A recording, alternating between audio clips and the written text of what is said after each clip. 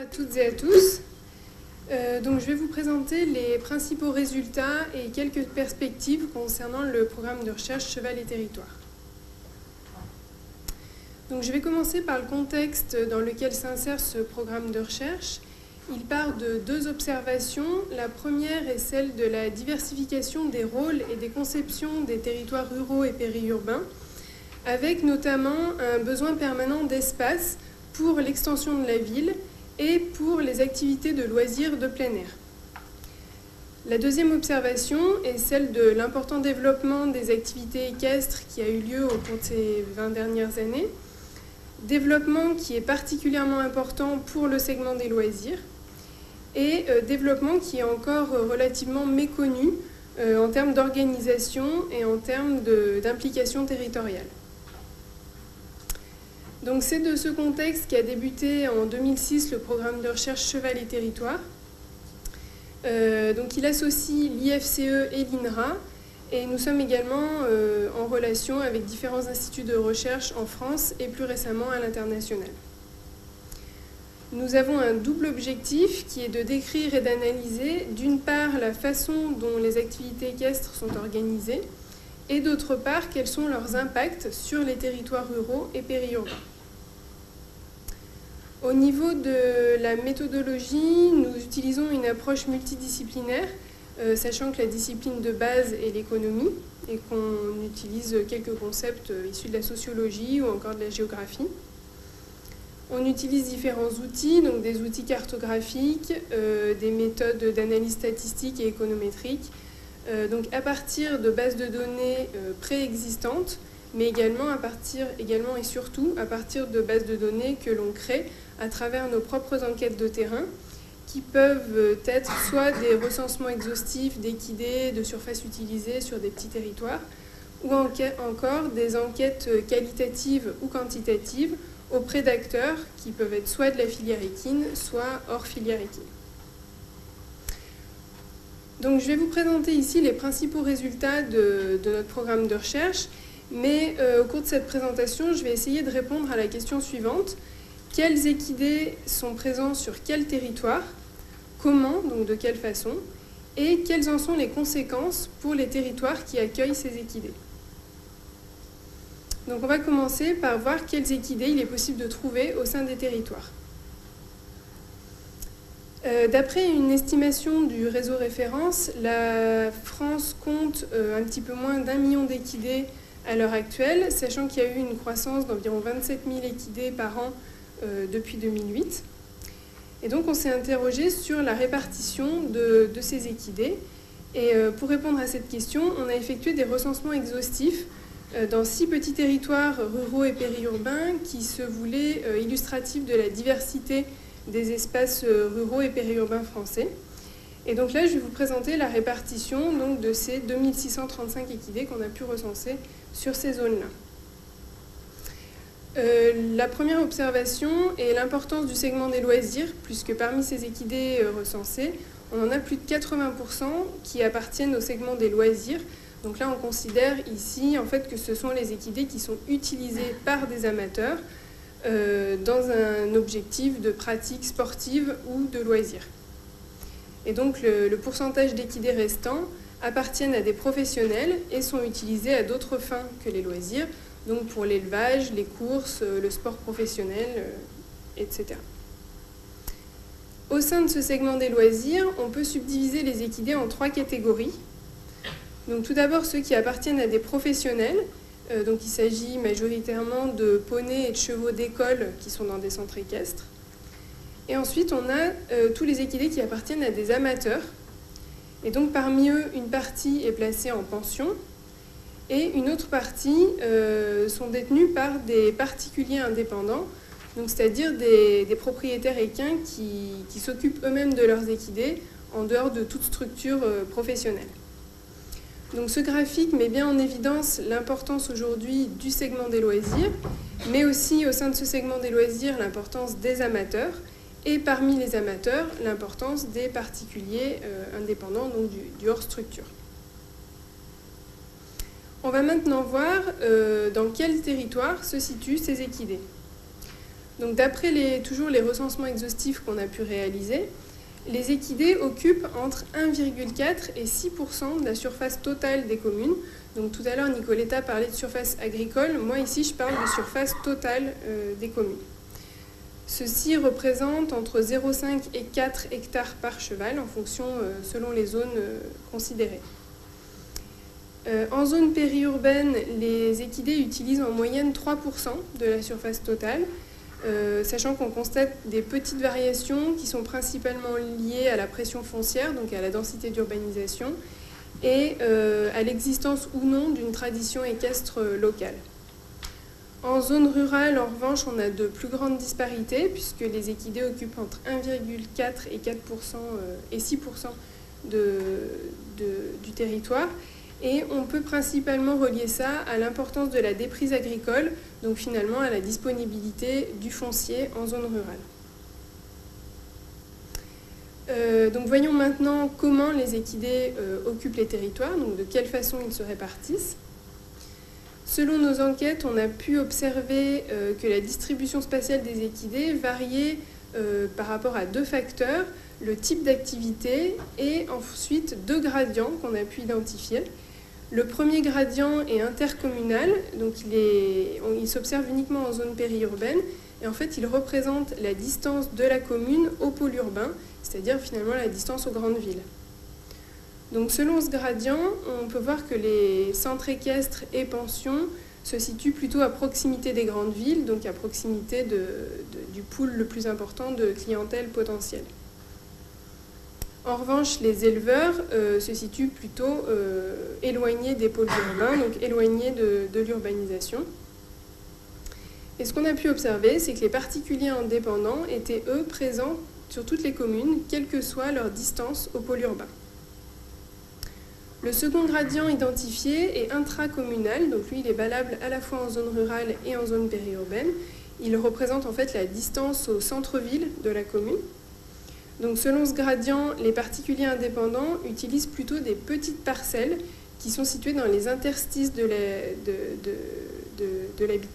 habitats. Et donc ils utilisent des parcelles qui ont un statut transitoire, donc qui ne sont plus agricoles et pas encore urbanisées. Et finalement, ils intègrent leur activité équestre dans une logique résidentielle. En revanche, les éleveurs utilisent de grandes parcelles qui sont éloignées des centres-villes, donc éloignées de l'urbanisation. Et concernant les structures équestres, on n'observe pas de régularité, si ce n'est qu'elles recherchent des facilités d'accès, donc principalement d'être localisées à proximité d'axes de communication. Donc pour terminer, on va voir quelles sont les conséquences de la présence d'équidés pour les territoires qui les accueillent. Donc tout d'abord, ce qu'on a pu observer au cours de nos enquêtes, c'est que les activités équestres entretiennent à la fois des liens de concurrence et de complémentarité avec le phénomène résidentiel. D'une part, on peut observer que la périurbanisation et le développement des loisirs équestres ont lieu finalement en même temps et semblent s'auto-alimenter et présenter des complémentarités. Donc ils s'auto-alimentent parce que d'un côté, on a la périurbanisation qui apporte potentiellement des clients potentiels pour les loisirs équestres. D'un autre côté, on a certains cavaliers qui décident de quitter les pôles urbains pour habiter dans le périurbain, pour être plus proches de leurs équidés. Et de ce fait, ils alimentent le phénomène de périurbanisation. Et enfin, donc, comme je le disais tout à l'heure, les particuliers indépendants s'adaptent très bien à un usage temporaire des terres et donc trouvent tout à fait leur place en zone périurbaine où ils utilisent des parcelles donc, de statut transitoire. D'un autre côté, ces deux phénomènes finalement se développent en parallèle et convoitent les mêmes espaces. Et ce qu'on observe, c'est que les équidés qui avaient réussi à trouver leur place dans les interstices de l'urbanisation sont, au fur et à mesure de l'avancée de l'urbanisation, repoussés à la périphérie des centres des communes.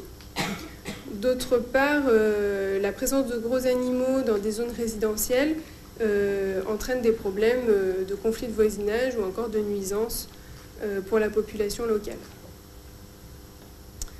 En ce qui concerne les liens avec le monde agricole, il relève également de concurrence et de complémentarité. Donc concurrence principalement pour l'accès au foncier, parce que de la même façon, c'est deux types d'activités convoitent les mêmes espaces.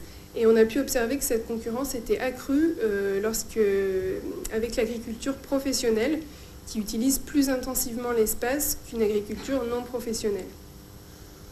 Toutefois, il y a certaines complémentarités.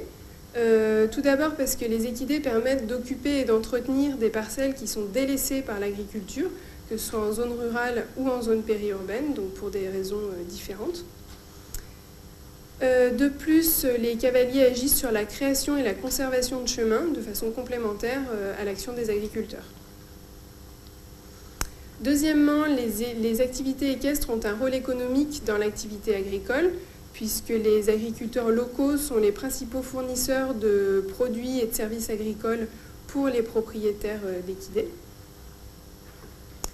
Et enfin, donc il y a tout ce qui est diversification agricole via l'agrotourisme, comme tout à l'heure l'a dit Nicoletta, mais nous on n'a pas spécialement pu observer ça dans nos enquêtes. Il y a également la prise en pension d'équidés par des agriculteurs et enfin l'utilisation du pâturage mixte pour l'entretien des terres. Les activités équestres sont également source de retombées économiques pour les territoires. Donc là, j'ai différencié les 4 segments de la filière équine. On a bien sûr le segment des courses, qui est un créneau économiquement porteur, puisqu'il représente plus de 90% du chiffre d'affaires de la filière, sachant que la France occupe le 3e rang mondial en termes d'enjeux misés. Le segment de la viande est actuellement en récession, comme tout le monde le sait, et repose principalement sur des exportations. Ensuite, il y a le segment du travail qui connaît, lui, un regain d'intérêt de façon assez récente, dû à la diversité des utilisations possibles des équidés, donc tout ce qui est police montée, transport de personnes, débardage ou travail agricole, entretien des espaces urbains ou naturels, et donc un segment qui a bénéficié de l'appui de bon nombre de collectivités au cours de ces dernières années. Enfin, le segment des sports et loisirs, donc qui lui connaît le développement le plus important au cours de ces dernières années, dû entre autres à une diversification des usages possibles des équidés. Et donc c'est un créneau qui est économiquement porteur pour les territoires. On a par exemple les manifestations équestres qui peuvent représenter une source de développement économique pour les territoires. Donc par exemple, on a étudié l'impact économique de l'Equirando 2012, donc qui réunissait un peu moins de 1200 participants et plus de 500 spectateurs. Son budget d'organisation s'élevait à 280 000 €, et donc on a pu calculer un impact économique total pour cet événement de 190 000 € pour le département et 500 000 € pour la région, sachant que la région, étant donné le budget qu'avait investi la région dans l'organisation de l'événement à la base, finalement on voit que pour 1 € investi par la région, on a des retombées économiques régionales qui s'élèvent à 12 €.